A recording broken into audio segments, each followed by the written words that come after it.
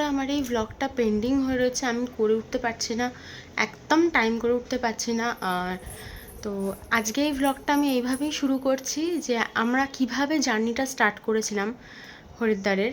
So আমরা এখান থেকে ট্রেনে উঠেছিলাম, হাওড়া থেকে ট্রেন ছিল, আর ট্রেনও ছিল বিস্তর লেট, প্রায় 8 ঘন্টার কাছে লেট। আমাদের যাওয়ার কথা ছিল ফার্স্টে দেরাদুন, ওখান থেকে মুসৌরি, বাট ট্রেন লেটের কারণে আমাদের হরিদ্বারে নেমে যেতে হয়। হরিদ্বারেই আমরা নামি 11টা, যেখানে মুসৌরি আমাদের দেরাদুন নামার কথা সন্ধ্যে 6টা, সেখানে আমরা হরিদ্বার নামি 11টা। সো বিভৎস একটা জার্নি হয়েছে আমাদের। এই জার্নিটা মানে জীবনে ভুলবো না। আজকে আমার 32 বছরে প্রচুর ঘুরেছি, সেখানে দাঁড়িয়ে এই অভিজ্ঞতাটা আমার লাইফের মারাত্মক। সো দেখো তোমরা, যতটা পেরেছি আমি অল্প অল্প টুকটাক করে ভিডিও করেছি। ইনফরমেশন চাইলে পিন করতে পারো। অনেকেই হরিদ্বার ঘুরেছো, আবার অনেকেই ঘোরোনি। যদি লাগে, আমি যদি কিছু হেল্প করতে পারি আমি করব। সো যদি ইনফরমেশন লাগে সো আমাকে কমেন্ট করতে পারো, আর দেখতে থাকো ভিডিওটা। বেলা 3টে নাগাদ আমরা বেরিয়ে পড়ি। এই যে আমার মেয়ে, তাকে ফোন দিয়ে বসানো হয়েছে, তাকে দুমদাম মারছে, সেই জন্য শাশুড়ি সামনের সিটে বসেছে। তো দেখো আমরা হাওড়া স্টেশনে চলে এসেছি। বেশ ভালোই গরম গরম লাগছিল এই সময়টা।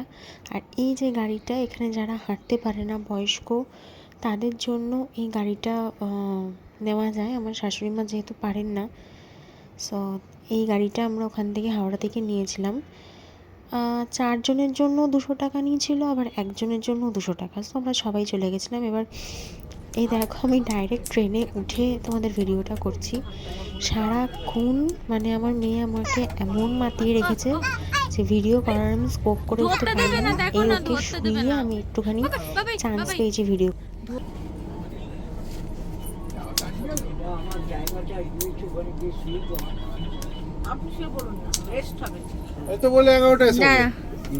দেখো একটু ওকে দেখো, একটু ওকে দেখো।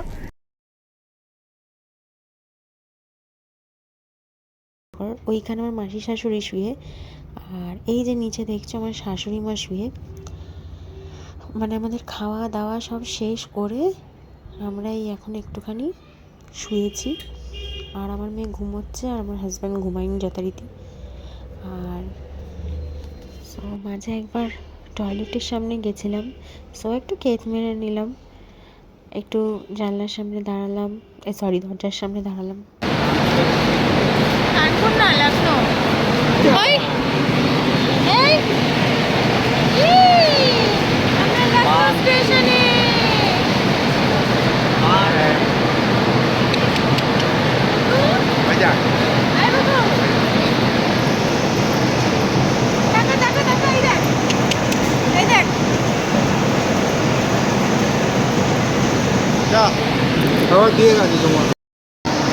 আমি দাঁড়িয়েছি লখনৌ স্টেশনে, আর অর্ক আর আমার বাবা চলে গেছে আমার মেয়েকে নিয়ে অনেক দূরে, ওই আসছে। 10 মিনিট হোল্ড রয়েছে। আমার তো হেভি টেনশন লাগে, দেখি, জানি না আমার ভয়েস কতটা ক্লিয়ার আসছে। দেখো পায়ে জুতো নেই, এবড়ো খেবড়ো চুলে নেমে পড়েছে, আর ওর বাবা কোথায় কি জানি। চলে এসো, চলে এসো।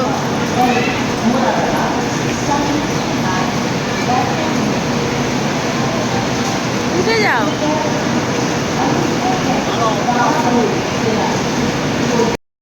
আই বুকু,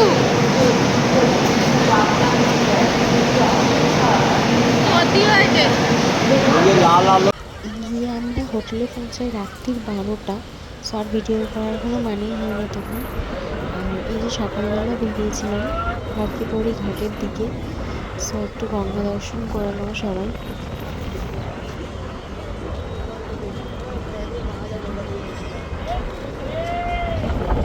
এরপর বেরিয়ে পড়ি। আমার মেয়ের খাবার করে নিয়ে যেতে হয়, সো প্রতিদিনই আমাদের বেরোতে বেরোতে অনেকটা বেলা হয়ে যেত। এই যে দেখছো, এটা আমরা মনসা পাহাড়ের দিকে যাচ্ছি।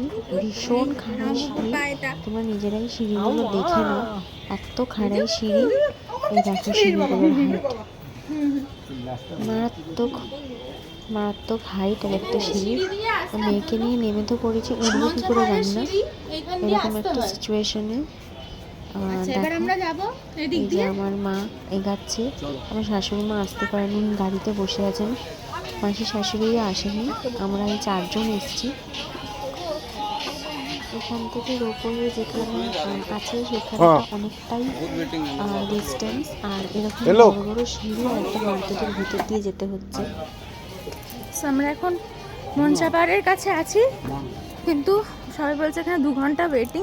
2 ঘন্টা ওয়েটিং করে যেতে পারবো কি না জানি না, কারণ আমার শাশুড়ি মাকে আমাদের বসিয়ে রাখতে হয়েছে, এতখানি চড়াই সিঁড়ি আসতে পারবেন না। আর এই দেখো কে বসে আছে, কে বসেছি, এই যে আমরা বসে আছি।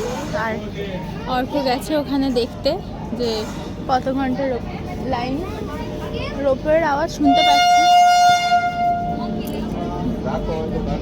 ও ট্রেন যাচ্ছে, ট্রেন আসছে মেবি, হ্যাঁ ট্রেন আসছে।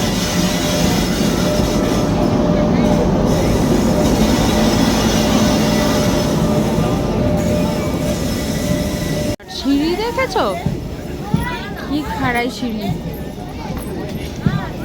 ওইটা 2 নম্বর গেট আর ওটা 1 নম্বর গেট। মারাত্মক ভিড়।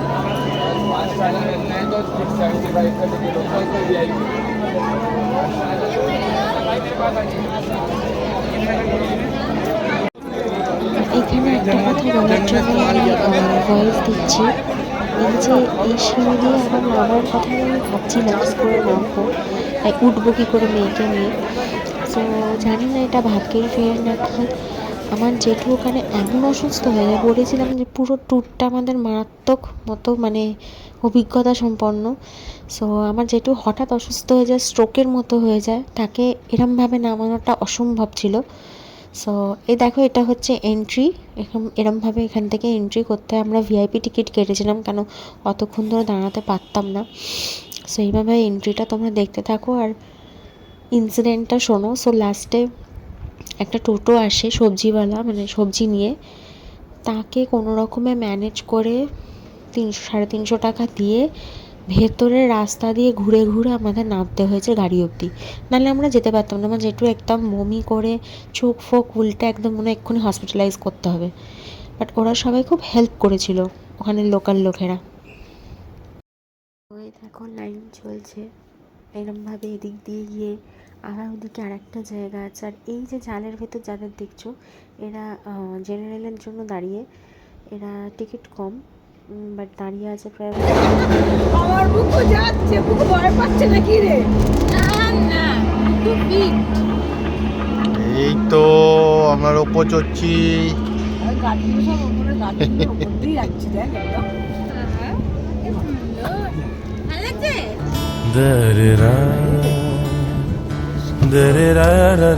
টাকা পয়সা করলে হয় না, আমরা তো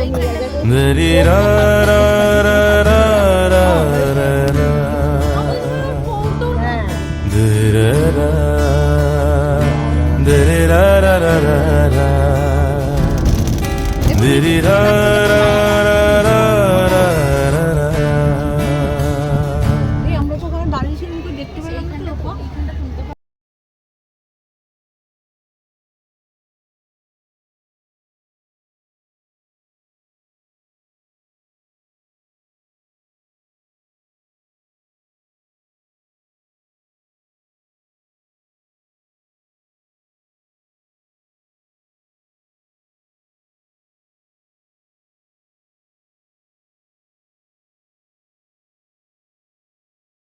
একটার উপরে 4 জন করে বসার সিট থাকে। সো আমার বাবাকে এখানে ধরেনি, আমার বাবার নেক্সট রোপওয়েটায় আছে। বিভৎস সুন্দর। এর আগেও অনেক রকম অনেক জায়গায় রোপওয়ে চড়েছি। সো ফ্যামিলি নিয়ে যে কোনো জায়গায় যেভাবে ইচ্ছা যাওয়া যায়, তার মজাই আলাদা। আর সাথে এখানে উপরই পাওনা হচ্ছে আমার মেয়ে, আমার মেয়ের এটা প্রথম পাহাড় ঘোরা। চলো কথা বলতে বলতে প্রকৃতি দেখতে দেখতে চলে এসেছি নামার জায়গায়। নেমেও সেরকমভাবে ভিডিও করে উঠতে পারিনি, যতটা পেরেছি তোমাদের দেখাচ্ছি, দেখতে থাকো। আমার মেয়ে ঘুমিয়ে পড়েছে যথারীতি।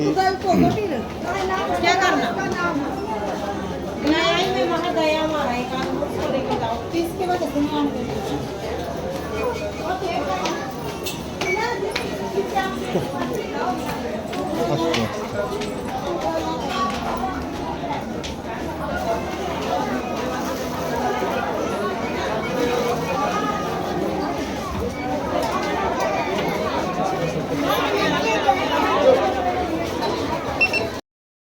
সো দেখতেই পাচ্ছ আমার মেয়ে এখানে আমার কাঁধে ঘুমিয়ে পড়েছে।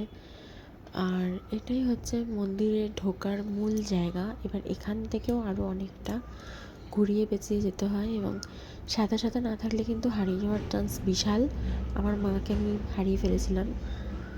এটা একদম ভিতরে দেখো, এখানে আগুনের মতো জ্বলছে, চারিদিকটা বন্ধ এবং তার মধ্যেই আগুনের তাপে আর তার মধ্যে ভিড়ে মানে প্রচণ্ড রকমের সাফোকেশন হওয়ার মতন অবস্থা হয়ে গেছিলো। যারা একটু এগুলো মানে নিতে পারো না তারা একটুখানি বুঝে যেও। এই দেখো এখানে পুজো হচ্ছে। আর এখন তো সবাই জানো পুজো খানিকটা বিজনেসের পর্যায়ে চলে গেছে। আমাকে আর আমার হাজব্যান্ডকে জোর করে মাথা ঠেকিয়ে মন্দিরে রেখে বললো 200 টাকা দাও, এরকম একটা অবস্থা।